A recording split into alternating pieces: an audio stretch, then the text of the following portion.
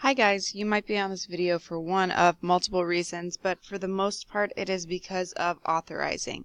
This is number 4, so if you don't have a number 4 on your paper, you're in the wrong place, unless you're a number 5, in which I told you to go back and look at this video.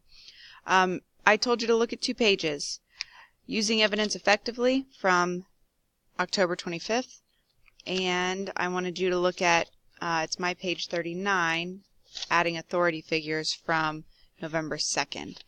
Remember, the biggest thing I've been noticing is that we are not actually referencing our sources, we're just embedding quotes. So we're doing a really nice job of a lot of this, for instance, and then giving the context.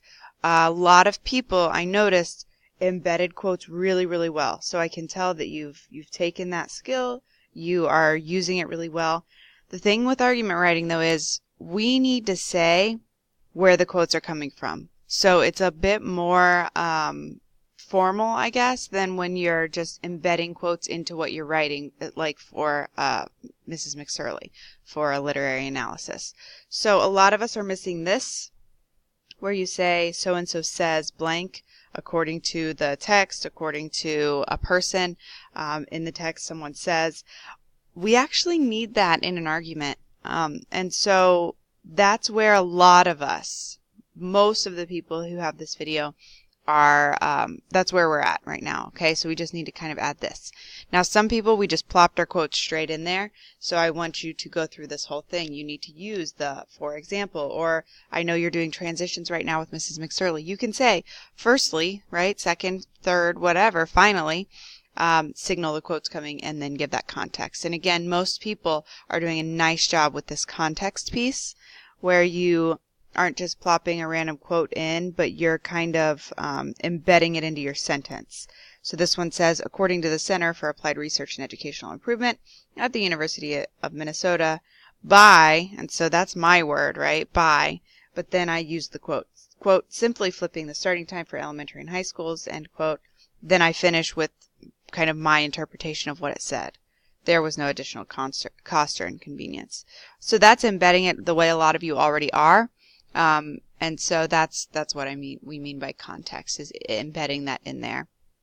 Well, and also giving some of that background for where it's coming from.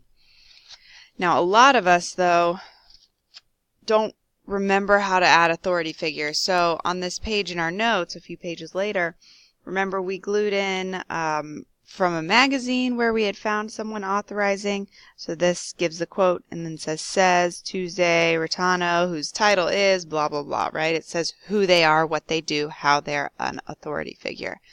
We even did examples. You guys don't have this page, but we did these examples, if you remember, with Dumbledore. And we did the example of Zane Gonzalez, and we did those around the room, and we practiced writing these in our notebooks or on a separate sheet of paper. When we add authority figures, when we add credentials, we need to do that. So the quote said that person, and then the credential. We have to have why we are using them as a source. Okay? So go back into your essays. If you used information that came from a source that your author recognized, go ahead and cite it that way. Say, according to the CDC, or according to this person, Doctor of blank. And then you still cite the author's last name at the very end. Okay, so your citation at the end, the parentheses, won't look any different. It'll just be who you've cited. So to give you an example, you'll still put Cernasky or Kernasky at the end in parentheses, but maybe at one point you cite that they did something inside the British Journal of Nutrition, okay? Or this Charles Benbrook says who he is, an agricultural economist. You could cite him. At the end, you'll still put Cernasky or Kernasky in parentheses. Okay? So I want us practicing that. Make sure that you are not just plopping evidence in there. You are really using it effectively with these transition words and signals. Okay?